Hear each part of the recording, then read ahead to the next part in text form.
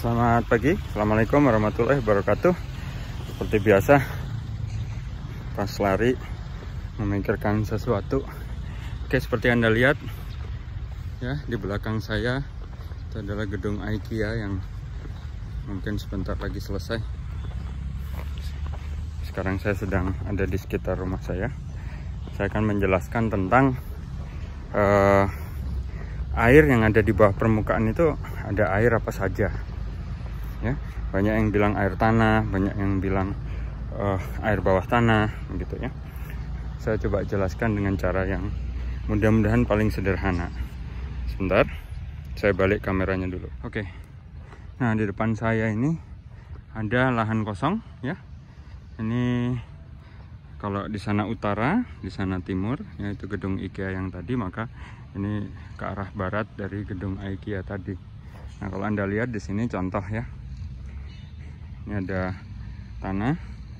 Nah, tanah ini butirannya mungkin halus ya, pasir, mungkin sedikit kelempung begitu. Nah, tanah ini kalau kena air itu akan lengket ya, akan lengket sekali. Nah, di depan saya ini ada tanaman kecil seperti ini ya, dan ada pohon ya. Pohon ini masih bibit ditanam di sini ya.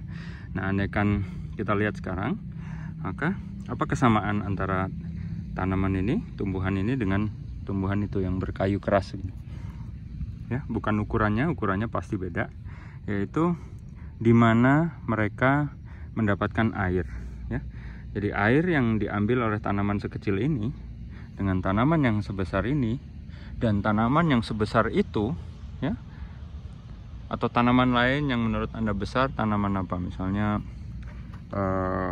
pohon beringin misalnya ya, itu sama, mereka mengambil air dari zona tidak jenuh ya. Jadi butiran pasir ini kan terlihat kering ya, terlihat kering. Nah, ke bawah itu mungkin kondisinya berbeda ya. Kondisinya mungkin sedikit lembab ya. Nah, kenapa dia lembab?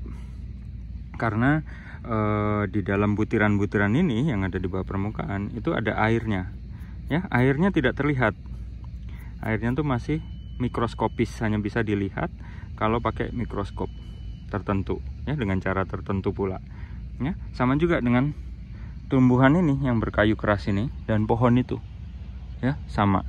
Jadi akar mereka akan tumbuh di zona perakaran ya, yang mana zona perakaran itu mengambil air dari butiran air yang masih mikroskopis. Jadi hanya mereka yang bisa mengekstrak air itu ya, bisa dipahami ya. Sementara kita tidak mengambil air yang sama. Saya jelaskan lagi sambil jalan ya.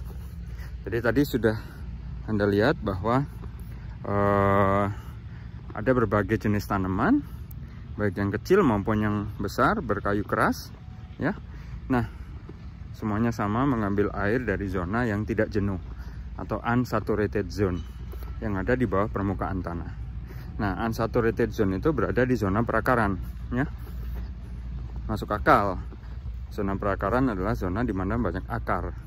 Nah, akar itu hanya akan ada kalau di zona itu mengandung air. Airnya seperti apa? Air yang mikroskopis ya, yang hanya mereka yang bisa merasakan, hanya mereka yang bisa menikmati. Kita mengambil air pada zona yang jenuh atau saturated zone ya, yaitu suatu zona yang kita bisa melihat airnya, fisik airnya kelihatan ya, biasa ditandai dengan muka air tanah. Jadi kalau kita menggali lahan itu sampai sekian meter, mungkin kita ketemu muka air tanah ya. Nah, muka air tanah itulah sebagai penanda zona jenuh atau saturated zone, dan di zona itulah kita ambil airnya, yaitu air tanah. Nah, sekarang kalau kita ingat, maka ada dua zona ya. Jadi dari permukaan itu ada dua zona. Zona pertama adalah zona unsaturated atau zona tidak jenuh ya, yaitu zona yang diambil oleh tumbuhan tadi, akar-akar tumbuhan.